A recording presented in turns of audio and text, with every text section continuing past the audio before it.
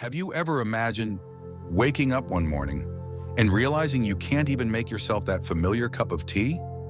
Not because you forgot how, but because your hands are trembling too much to hold the kettle. No voices echoing from the kitchen. No little footsteps running around the house. Just you and the empty chair beside the dining table. If that moment came sooner than you expected, what would you do? Is a nursing home truly the only choice? Or could there still be other paths, gentler ones, that let you stay in the home you love, surrounded by the memories you've spent a lifetime building? A gentle invitation from our heart to yours. If you're watching this video, feel free to leave a comment, maybe a memory from your later years that still lingers in your heart. And if something in these words quietly touched you, we invite you to subscribe. Not because we need another follower, but because, just maybe, someone out there needs to hear this softness, just like you did. Perhaps there comes a time for each of us when we quietly ask ourselves, what will happen when I can no longer carry my market basket on a Saturday morning? When my legs grow unsteady on the familiar steps and the simple things I used to do suddenly feel impossibly hard? Somewhere deep in the heart of every older adult, there may live a quiet, unspoken fear. If one day I can't manage daily life on my own, who will be there for me? No one says it out loud, but on those quiet afternoons, sitting by the window, watching sunlight stream through the leaves, that feeling comes back. Some choose silence. Others start thinking about a place called a nursing home, a tidy little room, a few regular meals, unfamiliar voices, and sometimes a sense that you're slowly leaving behind the world you once knew, where there was laughter from a spouse or the pattering feet of grandchildren echoing down the hallway. But is that truly the only way? At 70, 80, even 90, could you still live in your own home, choose your breakfast time, open that same old window and breathe in the scent of morning sun, without trading away your safety or your health? The answer isn't written in rules or formulas. Each person walks a different path. Each one finds their own way to hold on to independence, to dignity, and to the quiet freedom of the soul. Some choose to stay home with just a few hours of support each day.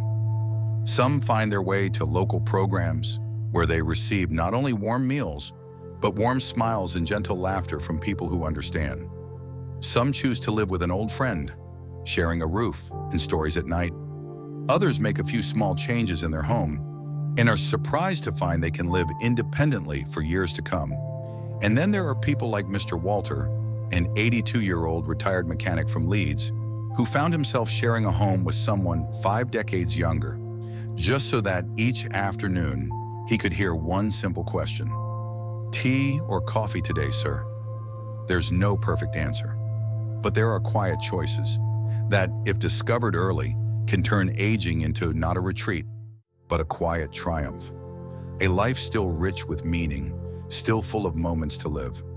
If you're still here, listening to this point, thank you, because that means you're asking yourself, or perhaps asking for someone you love, a deeply important question: how can we keep living without losing who we are? In the next part of this video, we'll meet 3 older friends, each with their own story, their own choice, but all showing one simple truth. Growing older doesn't mean giving up. It means beginning a new way of living, gentler, freer, rooted in everything you've spent a lifetime building. Aging never arrives in a single night.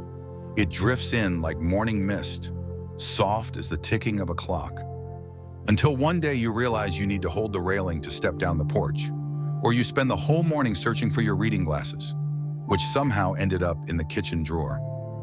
Frank is 78, living in a quiet countryside near Devon. He was a strong, capable man, a teacher for over 40 years, the kind who fixed every window in his house with his own hands and never once needed help preparing dinner. But after his wife passed, dinner cooled faster, and the house, though still spotless, grew so silent it startled him. Frank used to think, I can still do everything. I'm just slower now. Until one rainy afternoon, when he stood too long in the yard, forgetting his raincoat. and spent the next week coughing alone. It was his youngest daughter who gently suggested, "Dad, just a few hours a week, not because you're getting weaker, but because I'd feel better knowing someone's there, in case you need something before I can drive down from London." And then came Amelia, a soft-spoken woman who listened well and remembered that Frank preferred hot tea over coffee. Now, he doesn't call her the helper. He calls her the rhythm keeper of his day. And Frank didn't surrender. He simply embraced the quiet shift between two seasons of life. Margaret is 76, widowed, living alone in a ground-floor flat in Bristol. She used to be a librarian, loved books and silence. But when the co-workers were gone and no little readers came to borrow comic books anymore, Margaret discovered a kind of loneliness that even books couldn't soothe. She heard about a community center just 10 minutes from her home. At first, she shook her head. "Places like that, they're too noisy for me." But one afternoon, when she opened the fridge and found only a few dry slices of bread, she decided to give it a try. And for the first time in years, someone asked her, "Would you like to play bingo? Or maybe try watercolor painting?" Now she visits 3 times a week, some days just for a cup of tea, some days to learn pottery. Margaret realized connection doesn't have to be loud. It just needs the right moment and a door slightly open. Richard, 74, was a carpenter. After losing his life partner, he continued living in their wooden house near the forest in North Yorkshire. Every morning, he woke at 6, made his tea, turned on the radio, and waited for a voice. But that voice never came. One day at a veterans gathering, he met someone named Louis, also widowed, also living alone. "Maybe we should house share," Louis joked. But Richard couldn't stop thinking about it. 2 months later, they moved in together. Same house, separate rooms, but they shared a kitchen, a garden, and stories that seemed to have no end. Richard says, "I didn't lose my freedom, I just lost the silence. And that didn't make me weaker. It made me strong again." 3 people, 3 stories, 3 quiet acts of acceptance. None of them said they needed help. They simply opened their hearts, just enough, to receive something far greater, a fuller life, not just in body, but in spirit. And maybe you're standing at that threshold too, somewhere between hesitation and courage, between doing it all alone and choosing to share a piece of the path with someone truly worth trusting. When Frank opened the door to let a stranger into his home for the first time, he didn't expect that it would open up an entirely new way of living. Amelia, the woman who came, didn't just help him make tea or tidy up the kitchen. She brought little stories with her about the neighbor's dog giving birth to puppies, about the week's weather, about the bakery down the road launching a new marmalade. From a man who once said, "I don't need anyone," Frank slowly realized that having someone drop by a few hours a week didn't make him weaker. It helped him avoid those quiet accidents that aging often hides behind silence. That's what we call home-based care, the kind of support that's just enough, just in time, to help you stay in the home you love, surrounded by the things that hold your life's memories, without having to carry everything alone. A companion, someone who doesn't have to be deeply close, but understands your daily rhythm and respects your ways, can be the very thing that makes each day feel safe again. Margaret chose a different path. She didn't need someone to come care for her. She simply needed a place where stepping outside her walls didn't feel like stepping into a world she didn't recognize. The community center near her home wasn't anything fancy, but it smelled like fresh toast in the morning. There was always a warm pot of tea and chairs arranged in a circle, quietly waiting for someone to join. This is what we call community-based programs, not just a place to get a meal or catch a ride to the doctor, but a space that gently reconnects you with the feeling that you still matter. Like every Wednesday afternoon, when Margaret and her group paint autumn leaves. The art might be simple, but the laughter is real. With just a few visits each week, she began to feel something shift, as if life had quietly welcomed her back. Richard didn't need someone to come over. He didn't need to go anywhere either. What he needed was to stop eating dinner alone, So his solution was something some might consider old-fashioned: co-living. But not the inconvenient kind. He chose to live with an old friend, someone from the same generation, the same pace of life, someone who knew as he did. Growing old alone can feel heavy, but growing old with someone can feel like a gift. Co-housing doesn't need to be complicated. It can be two lifelong friends or cousins sharing a roof, taking turns changing light bulbs, boiling corn, or steeping tea. Someone to say goodnight to, and suddenly growing older feels a little less lonely. And then there are people like Shirley. She once believed she'd have to leave the home she'd loved for nearly 50 years, just because the stairs had grown too steep. But with a few gentle changes, a sturdy oak handrail, a slim lift along the wall, and a walk-in bathtub, she stayed. She still climbs the stairs every morning to water her plants, still stands at her stove on weekends, making stew for her children and grandchildren. Aging in place, modifying the home itself, is often the softest and most effective solution. Because sometimes it's not that we can't live independently anymore, but that our homes no longer fit the bodies we live in. A lower step, a relocated light switch, small changes that can keep you right where you belong for years to come. Each person, their own way. No one solution fits all. But what they shared was that they made a choice while they still had the strength to choose. Because taking control doesn't need to be grand. It just needs to begin with one small step today. Growing older is never a sentence. It's a precious pause. A quiet space where, if we are gentle enough with ourselves, we might discover something truly profound. That freedom doesn't mean doing everything alone. It means still having the power to choose to stay in the place we love, to choose to keep the little rituals, like making tea at 5 p.m., watering the plants just before sunset, or listening for the familiar ring of the postman at the door each morning. Frank chose to stay in the home he once built with his wife. Margaret chose to step outside and found a warm community just a few streets away. Richard chose to open his door and share the rest of the road with a friend over quiet smiles and a chess game that never truly ends. None of them chose to step back.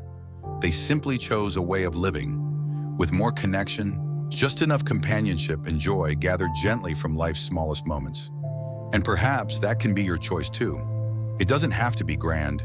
It might begin with a simple phone call to ask about home care options or check the hours of the nearest community center. It might be as small as speaking to the neighbor you've been greeting for years and saying for the first time, "If one day I need someone to stop by, would you be willing?"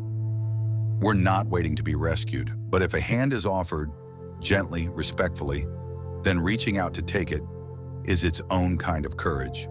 Because sometimes the truest strength comes from the softest things. A quiet nod, saying yes to help, a slow, steady step on a newly carpeted floor. A Sunday afternoon filled with an old friend's laughter in the kitchen as you turn the pages of a book worn at the spine. Aging is not measured in years. It's measured in how we live the days we have left, with fullness, with meaning, and with kindness toward ourselves. And if you've ever asked yourself, is there still time to begin again? The answer is always. As long as you still wish to live in a way that feels worth living. Don't be too quick to believe that every door has closed. Sometimes it simply hasn't been knocked on yet. Or maybe it only takes one small thought today to open a path that could change everything tomorrow. The journey through aging is not a descent. It's an uphill climb. Slow, yes, but beautiful, like an autumn afternoon where every step carries the golden light of all you've lived and the quiet hope of everything still waiting ahead. Dear friend, if you're still here, still listening all the way to the very last minute, it means something inside you quietly stirred. Maybe it was a line that reminded you of a partner who's no longer here. Maybe it was the image of a quiet morning in a kitchen that no longer echoes with footsteps. Or maybe it was something even softer, a quiet wish. I don't want to grow old in loneliness. And if that thought touched your heart, please know this: you are not alone. Somewhere out there, thousands, tens of thousands of older friends are asking themselves the very same question. So if there's one small thing you can do today, let it be this. Share something. Share this video, not to make it viral, but to pass along a belief that aging can still be a chapter filled with freedom, dignity, and human connection. Maybe you'll send it to an old friend, someone living alone in a quiet town, maybe to a son or daughter, still figuring out how to care for their parents without making them feel like a burden. Or maybe you'll simply leave a comment below, a story, a memory, a small change you decided to try just today. Because when you tell something real from your own life, someone else will see themselves in it. And the circle of listening, of understanding, will grow far beyond what we imagine. Our team didn't create this video for views. We made it for something far simpler. We want older adults to feel seen, to be heard, and to live with their full dignity intact. We believe this: every elder is a treasure of memories, a living portrait, deserving of respect and care that honors their worth. Whether you're 60, 70, or even 90, it's never too late to live beautifully. It starts with one gentle choice: to believe you still have something to give and that you still deserve to receive. If this video brought you a sense of calm, feel free to hit the subscribe button. Not because we need more followers, but because next time, when a new story is shared, there might be a moment, a sentence, a feeling waiting just for you. And if you can, please leave a comment. It doesn't have to be long. It doesn't need to be poetic. Just one honest line like, "Frank's story felt so much like mine," or, "I'll try installing a grab bar in the bathroom this week." We read every single comment, truly, because to us, each word you share is another heartbeat connecting one soul to another. Thank you for staying with us through the end of this journey. And if today you do just one small thing, let it be this: hold yourself gently and whisper, "I'm still here, and I'm still living in the way I choose." A life message. To you, our cherished older friends, growing older is not a farewell. It is a pause, deep and meaningful, in a journey already lived with fullness. There may be days when you feel yourself slowing down, but that doesn't mean you've been left behind, because every quiet step you take today is an echo of a life once lived with strength and love, and still continuing on in its own gentle way. If one day your hands tremble as you pour tea, please don't see it as weakness. See it instead as life teaching you to move more softly, to feel more deeply. You were never meant to carry everything alone.